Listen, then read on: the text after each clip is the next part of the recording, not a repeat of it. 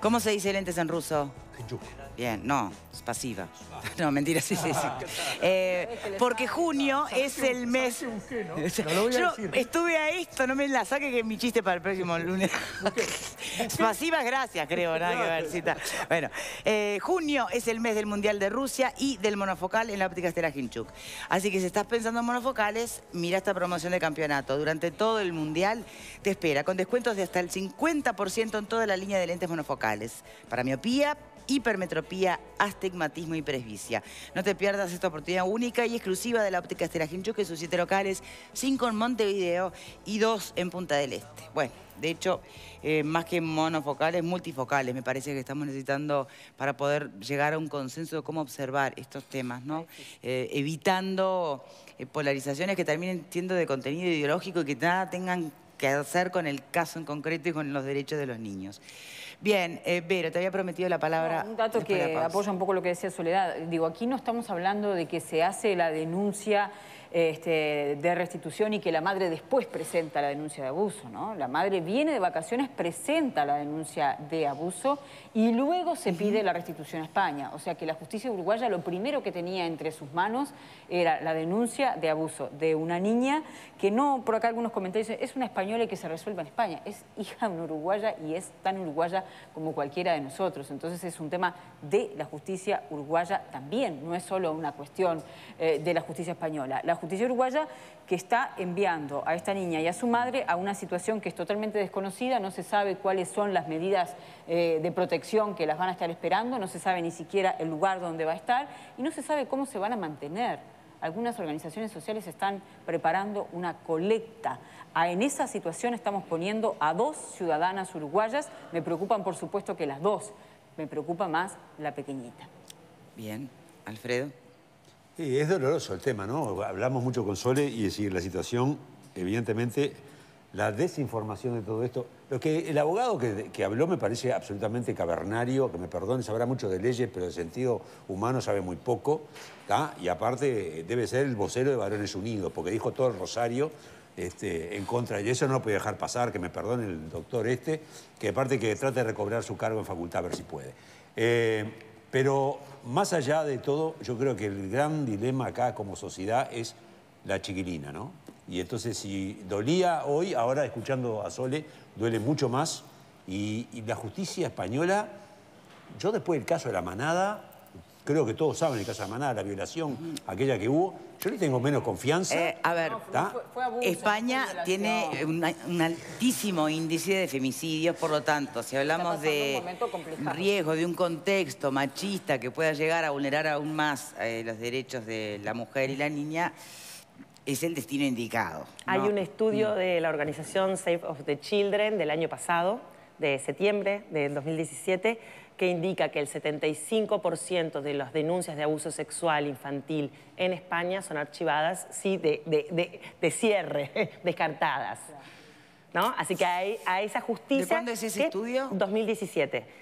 A esa justicia estamos enviando, que es una justicia que tiene los mismos problemas de machismo que tiene la nuestra, ¿no? Sí. O sea, si no, no estaríamos hoy debatiendo no es diferente esto, a lo que estamos viviendo acá. Sí.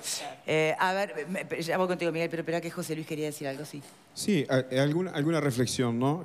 Yo realmente compadezco a quien quiera entender realmente cabalmente todo el tema, porque si hay una cosa que quedó demostrado en el expediente, o por lo menos lo que salió a la luz, es que los propios operadores jurídicos han tenido serios problemas en saber en qué lugar están parados, frente a qué problemas están parados, cuál es el problema de fondo y cuál no es el problema de fondo.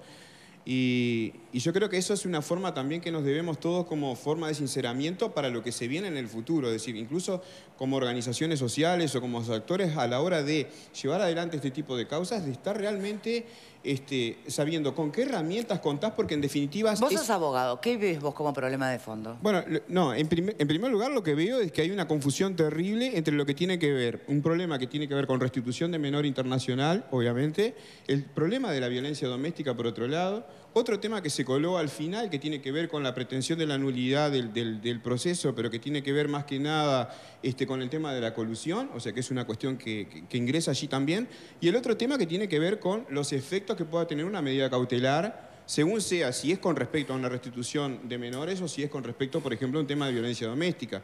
Entonces, en ese escenario es muy difícil, sobre todo cuando tenés oportunidades procesales que por supuesto, todos pueden decir, la burocracia no puede estar por encima, ¿no? Porque para la gente común es burocracia. En realidad, los procedimientos o las instancias procesales están hechas en función de proteger derechos, se supone. Entonces, estoy tratando de hablar lo más neutro posible. Entonces, creo que hubieron también oportunidades procesales donde seguramente se perdió o se dejaron pasar determinadas oportunidades procesales en las cuales podés implementar una cosa. Sobre todo cuando hay un planteo de este tipo, ¿no? Si se plantea la colusión, vos estás diciendo que hubo una estrategia de una defensa eventual que no condice con la otra defensa que aparece después. Entonces aparecen como enfrentados realmente qué cosas estás defendiendo, qué cosas son las que estás poniendo sobre la balanza para que la justicia se interese en decir, bueno, vamos a aplicar la ley de restitución internacional de menores, tenés determinadas excepciones, una de ellas es justamente el peligro que pueda estar corriendo el menor. Bueno, enfocate en eso y cómo podés lograr, porque es el minuto final del partido que te jugás, es ahí en la excepción. Y si no lograste demostrar esa excepción, todo lo demás queda en la nebulosa porque termina en un conflicto donde se pretende aplicar pero acá una ley. Volvemos al mismo brete. No se pudo probar porque hubo una jueza entre primera y segunda instancia que no avaló que se continuara o se profundizara la investigación. Y eran las oportunidades, es decir, cuando planteaste la excepción a que no restituyan a la menor a España, esa es la única oportunidad que tenés en realidad. ¿Por qué decís que se perdió? Bueno, hay algunos datos ahí dentro de la sentencia de la Suprema Corte de Justicia que estaría bueno que se lo viera. Digo, yo no quiero entrar porque además justamente en el tema muy jurídico, pero la sentencia también, la Suprema Corte advierte, ¿no?, sobre determinados plazos, sobre determinadas oportunidades en las cuales había que hacer determinadas cosas que lamentablemente, por estrategia o por lo que fuere... O por mala defensa.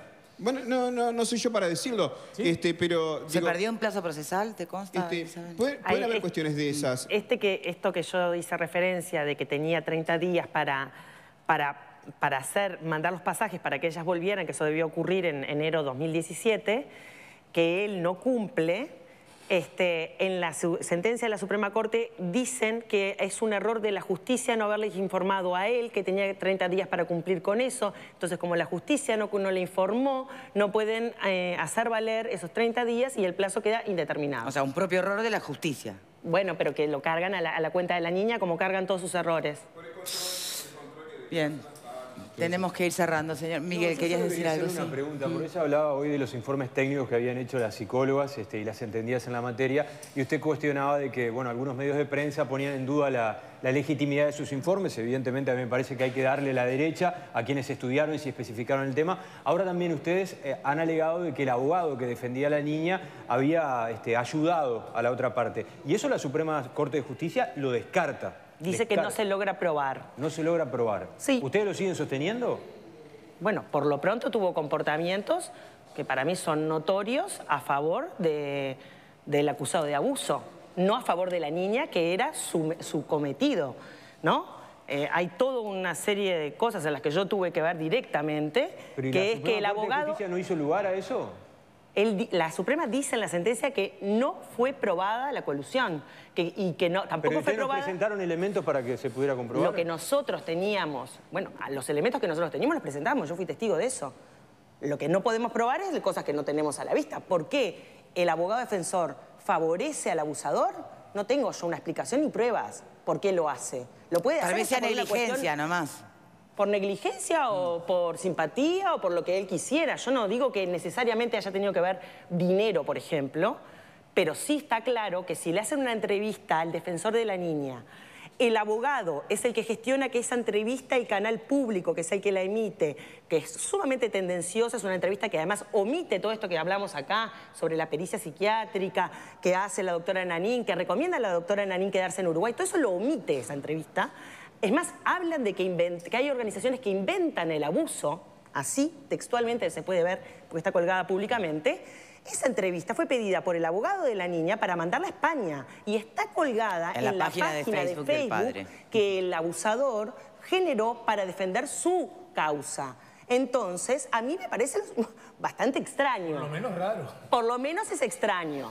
Eso es la prueba, esa es la prueba fundamental que la Suprema Corte de Justicia toma para sí en octubre para suspender el viaje. Y que ahora descarta como que no se probó. Parece que eso es súper normal, que es súper habitual que un uruguayo llame al canal público para pedir una entrevista, que la periodista también, que es muy amable con el abusador, manda la entrevista entera de 13 minutos. Estamos en un canal de televisión. ¿Cuándo se saca una entrevista en bruto de un canal de televisión? ¿Se mandan? No es habitual. No es habitual. Se te manda la entrevista editada, si tú pedís. ¿No? Claro. Díganme si estoy equivocada. No, ¿es así? Es así. Lo dije también y lo confirmó el jefe de prensa del TNU. Que no era habitual que se enviara el bruto. Bueno, pero ellos se tomaron todas esas molestias para que el señor abusador tuviera una larga nota de 13 minutos banalizando el abuso. Bueno, dice el abogado en esa entrevista, ellos tienen unos problemas de discusión, yo no voy a decir que no. Bueno, no, la doctora Nin dice en ese informe que hay probada violencia doméstica. De hecho, se le pusieron medidas cautelares. La niña y la madre estuvieron con policías en Uruguay casi un año. O sea, entonces, si vos mirás la nota y lees el informe, bueno, la nota, por supuesto, tergiversa toda la verdad, ¿no? Como decía Onetti, la peor forma de mentir es aquella que oculta el alma de los hechos. Esa entrevista podría ser usada como un ejemplo perfecto de eso. Se le pasa a la otra parte, que no es tarea del abogado defensor de la niña, y menos contra el acusado. Digo, no sé, me parece lógico lo que estoy diciendo. Programa de hoy, pero la Suprema Corte descartó este punto como colusión, que era parte del fundamento de la colusión.